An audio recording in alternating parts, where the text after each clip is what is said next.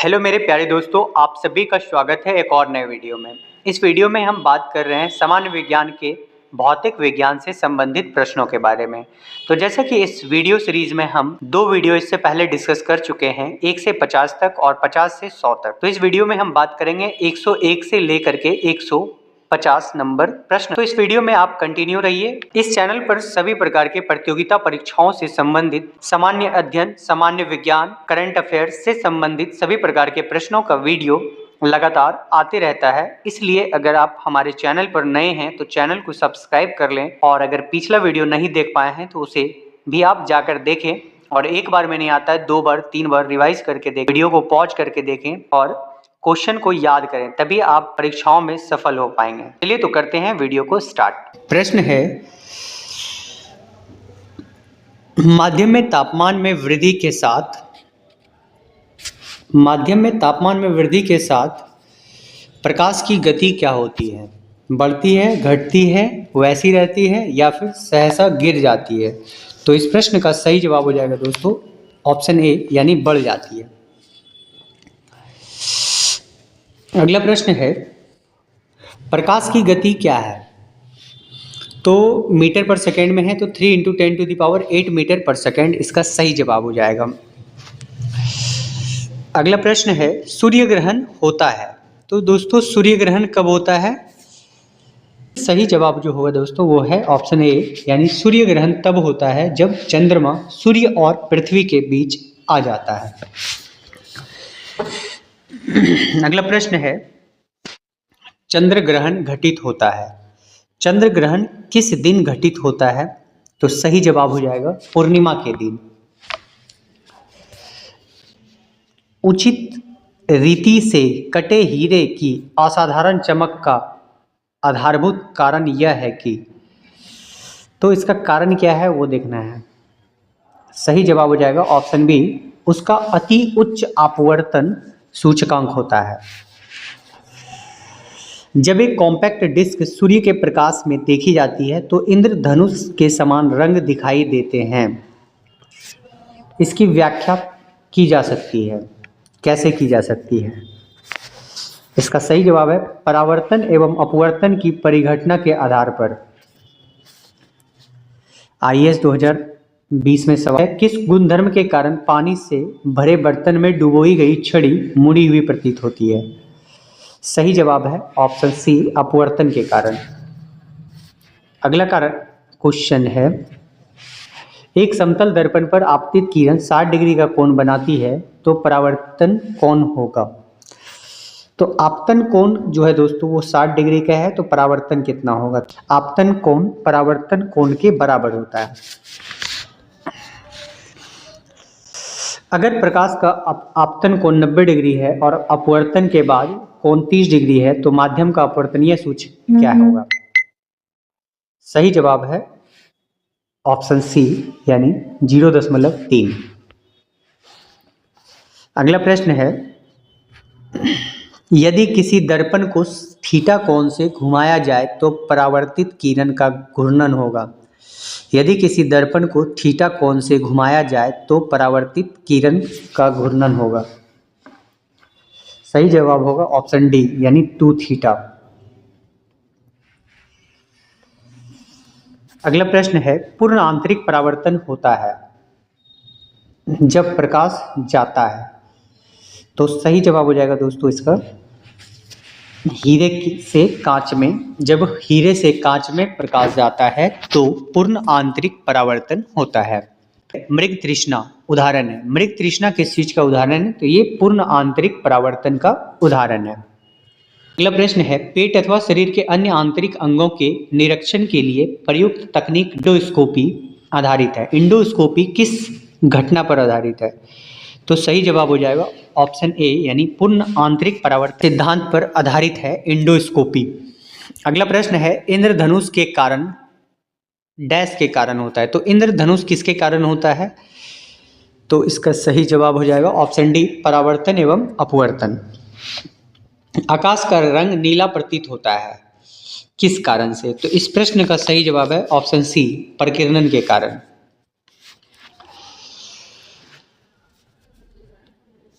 वायुमंडल में प्रकाश के विसरण का कारण है। तो इस प्रश्न का सही जवाब हो जाएगा दोस्तों ऑप्शन नंबर बी यानी धूलकण। खतरे के संकेत के लिए लाल प्रकाश का प्रयोग किया जाता है क्योंकि। तो इस प्रश्न का सही जवाब हो जाएगा इसका प्रकीर्णन सबसे कम होता है, इसलिए लाल प्रकाश का प्रयोग किया जाता है।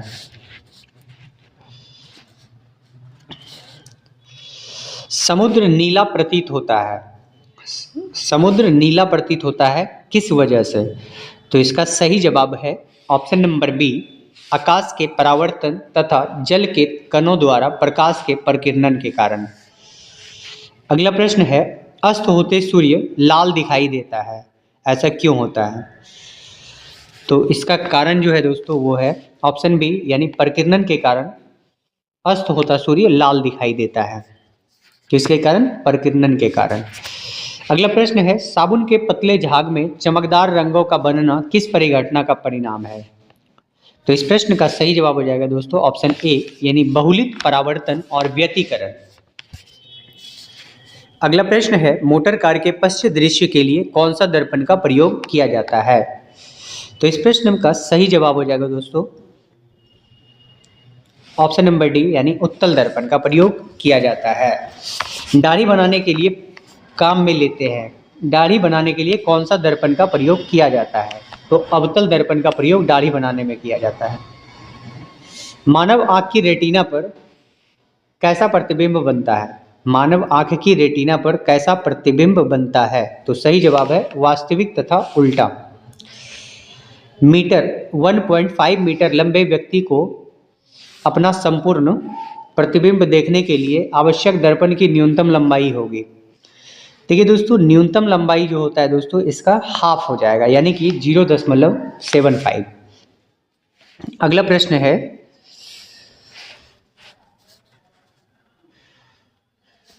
थोड़ा धुंधला आ गया है, इसको ध्यान दीजिएगा। जब कोई वस्तु को दो समानांतर समतल दर्पण के बीच रखी जाती है तो बने हुए प्रतिबिंब की संख्या कितनी होगी? तो ये 0 हो जाएगा।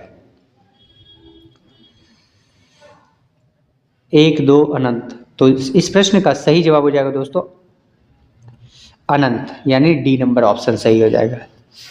अगला प्रश्न है पानी में हवा का बुलबुला वैसा ही काम करेगा जैसा करता है उत्तल दर्पण अवतल दर्पण। तो इस प्रश्न का सही जवाब हो जाएगा अवतल दर्पण। अगला प्रश्न है धूप के चश्मे की क्षमता होती है, धूप चश्मे की क्षमता कितना होता है? 0 dioptre 1 dioptre 4 dioptre 3 dioptre.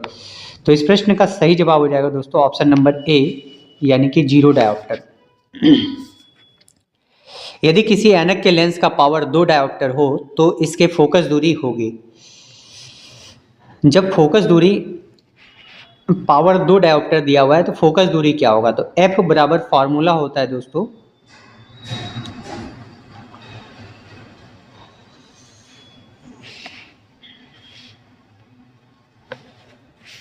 ,50 centimetre यानी कि 1/2 एफ हो जाएगा, उसको मीटर में आएगा तो उसको सेंटीमीटर में बनाने के लिए 100 से मल्टीप्लाई करेंगे तो फिर ये 50 सेंटीमीटर आएगा। अगला प्रश्न है किसी अपारदर्शी वस्तु का रंग उस रंग के कारण होता है जिसे वह डैश क्या करता है? तो ऑप्शन इसका सही जवाब हो जाएगा सी नंबर यानी परावर्तित नहीं करता है। लाल कांच को अधिक ताप पर गर्म करने पर वह दिखाई देगा। लाल कांच को अगर अधिक ताप पर गर्म कर देते हैं तो कैसा दिखाई देगा? हरा दिखेगा। अगला प्रश्न है प्रकाश का रंग निश्चित किया जाता है, किस चीज से निश्चित किया जाता है? तो उसके तरंग दैर्घ्य से उसे निश्चित किया जाता है कि किस कलर का होगा। 3 रंग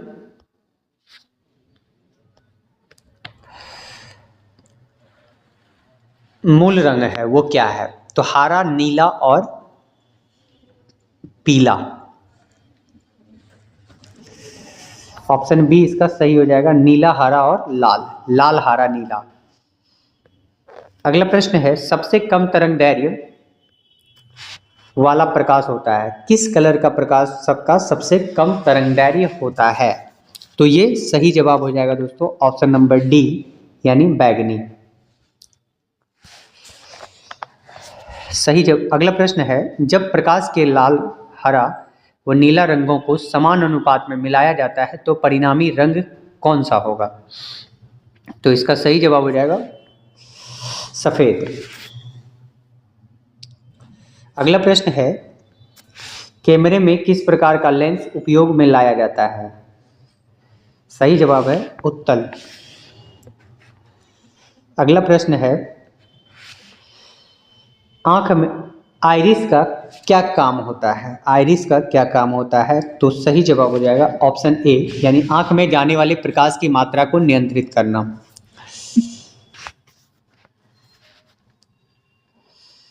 अगला प्रश्न है, निकट दृष्टि दोष से पीड़ित व्यक्ति के चश्मे का प्रयोग किया जाता है।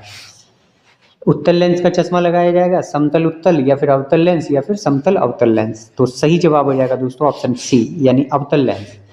जिसे भी निकट दृष्टि दोष होता है तो उसे अवतल लेंस लगाया जाता है। दूरदृष्टि के निवारण के लिए कौन काम में लाते हैं? दूरदृष्टि है तो इसमें उत्तल लेंस का प्रयोग किया जाएगा। सही जवाब हो जाएगा उत्तल लेंस। दूरबीन का आविष्कार किया था। दूरबीन का आविष्कार किसने किया था? तो प्रश्न का सही जवाब हो जाएगा ऑप्शन नंबर ए, गैलीलियो ने दूरबीन का आविष्कार किया था।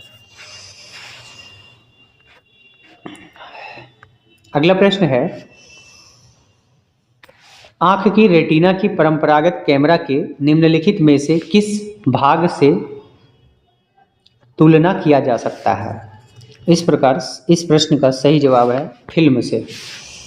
अगला प्रश्न है, किसी आवेशी चालक का संपूर्ण आवेश उसके क्या होगा? तो उसके बाहरी पृष्ठ पर रहता है। वस्तुओं का आवेशन किसके समानांतर के फल स्वरूप होता है?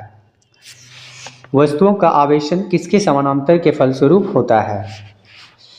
सॉरी, ये प्रश्न है, वस्तुओं का आवेशन किसके स्थानांतरण, वस्तुओं का आवेशन किसके स्थानांतरण के फलस्वरूप होता है? तो प्रश्न का सही जवाब है ऑप्शन नंबर ए, यानी इलेक्ट्रॉन के स्थानांतरण के फलस्वरूप होता है। अगला प्रश्न है, आप कार में जा रहे हैं, यदि आसमान से बिजली गिरने वाली हो तो सुरक्षित रहने के लिए क्या करना चाहिए? तो इसका सही जवाब हो जाएगा कार की खिड़कियां बंद कर लें।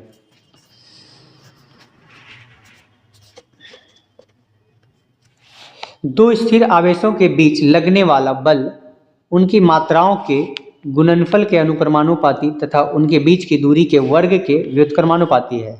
यह नियम कौन सा है? यह नियम कूलम्ब का नियम है। अगला प्रश्न है, किसी विद्युत परिपथ में इकाई धन आवेश को एक बिंदु से दूसरे बिंदु तक ले जाने के लिए किए गए कार्य मापा जाता है। उन बिंदुओं के बीच के प्रतिरोध से, धारा से, विभवांतर से, या फिर विद्युत धारा की प्रबलता को। तो सही जवाब हो जाएगा ऑप्शन बी, यानी विभवांतर को। सर्वाधिक विद्युत चालकता वाला तत्व क्या है? तो सर्वाधिक विद्युत चालकता वाला तत्व जो है दोस्तों वो है चांदी। अति चालकता का लक्षण क्या है? अति चालकता का लक्षण है, तो सही जवाब हो जाएगा ऑप्शन ए, यानी उच्च परागम्यता।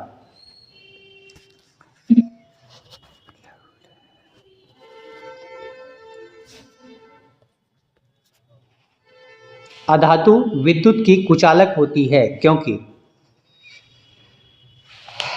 उनमें मुक्त इलेक्ट्रॉन नहीं होते हैं अधातु में।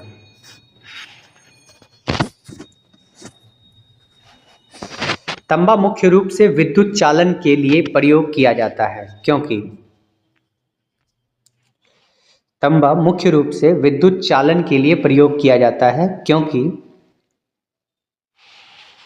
इसकी विद्युत प्रतिरोधकता निम्न होती है।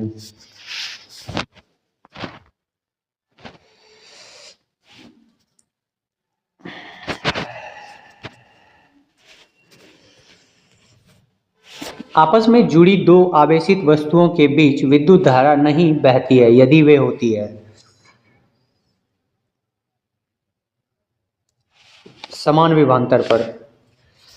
तो आपके लिए एक प्रश्न है, आप इसका उत्तर कमेंट बॉक्स में कमेंट करके बताइए कि जैसा कि हर वीडियो में हम लोग एक क्वेश्चन आपके लिए रखते हैं, प्रत्यावर्ती धारा यानी AC अल्टरनेटिंग करंट को उद्दिष्ट धारा तथा DC में परावर्तित करने वाली युक्ति को कहते हैं, क्या कहते हैं? इस प्रश्न का सही जवाब हमें आप कमेंट के माध्यम से बताइए।